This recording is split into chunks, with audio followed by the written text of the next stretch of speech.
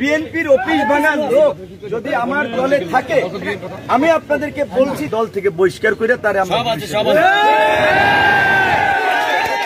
মুহূর্তকে আরো বিশেষ করে তুলতে পারজোয়ার শাহী পোলাও ঘর রাজকীয় স্বাদ এখন আপনার হাতের নাগালেই।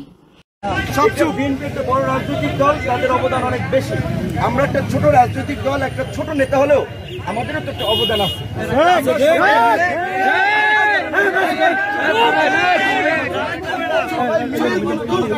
আওয়ামী লীগকে হটাইতে পারছি, আওয়ামী লীগের দ্বারা আমরা সকলেই অত্যাচারিত নির্যাতিত।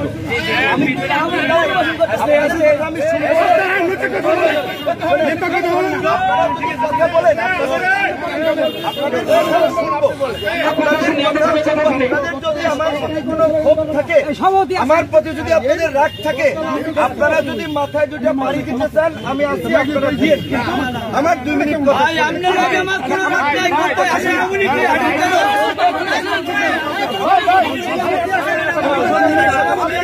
আমি তো শেষ করি, আমি তো শেষ করি।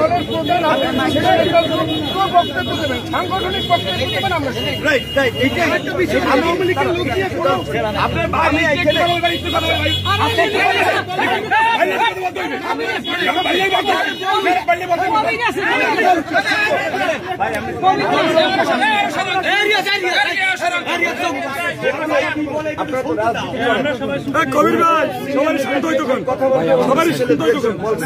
আমি আগে আপনাদের কিছু অনুমতি চাইয়ে নিচ্ছি যে আমি 2 মিনিট কথা বলি, আমিও শুনবো।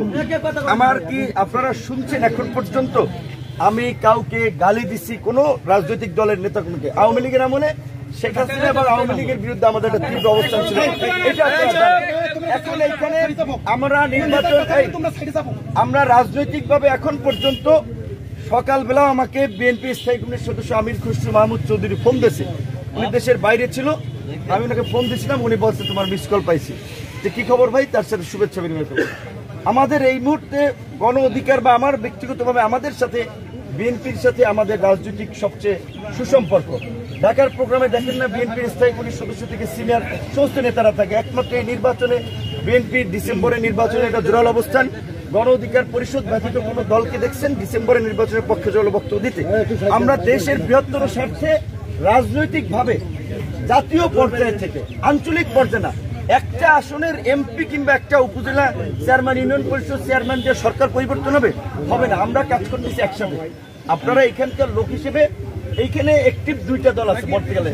বিএনপি তো ঐতিহ্যগতভাবে একটা পুরানো দল, আর এখন গণ অধিকার পরিষদ সেটা আপনাদের মতো অত শক্তিশালী না, অত বেশি না, ছোট পরিসরে। তাহলে আপনারা যদি এরকম একটা দলকে, আপনাদের মিত্র সংগঠন, তাদের সাথে যদি আপনাদের সম্পর্ক ভালো না থাকে, মানুষ তো জাতীয় পর্যায়ে পত্রপত্রিকা যখন নিউজ হয় তখন তো মানুষরা বলবে যে দেখেন এই গণ অধিকার বা বিপিনুররা বিএনপির মিত্র, তাদের এলাকায় অবরুদ্ধ হয়, তাদের বিরুদ্ধে স্লোগান দিতে এই বিএনপি ক্ষমতা আসলে কি করবে, এটা কি বলবে না? আপনারা বিবেক থেকে বলেন।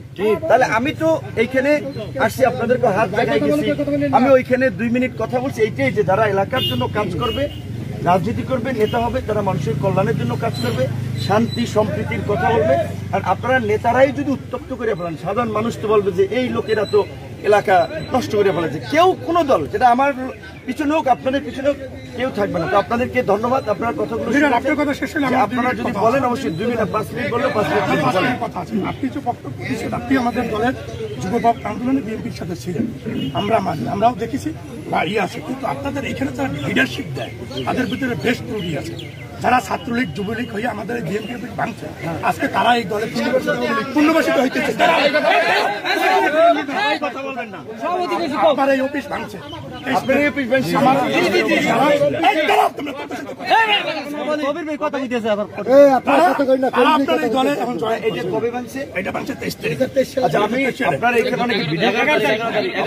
পুলিশ ভাই আছে, আপনি কি এসআই? আপনার এই ছবি এবং ভিডিও দেবেন, আমরা দল থেকে বহিষ্কার করে তারে আমরা